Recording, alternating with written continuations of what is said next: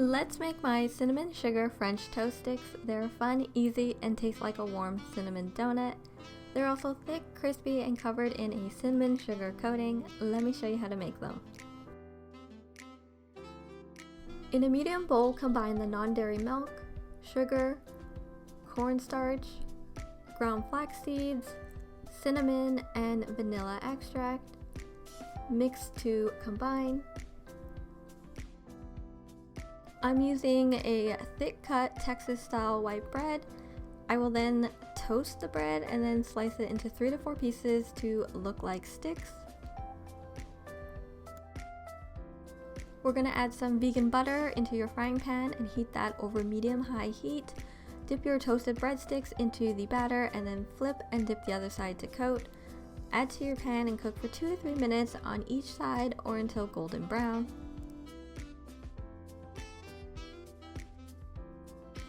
To make the cinnamon sugar coating, mix together sugar and cinnamon until combined. Take your warm French toast sticks and toss them in the cinnamon sugar mixture. Serve with maple syrup and fresh berries. I hope you guys enjoyed this quick, easy, and kid-friendly breakfast, and I'll see you guys in my next video. Bye!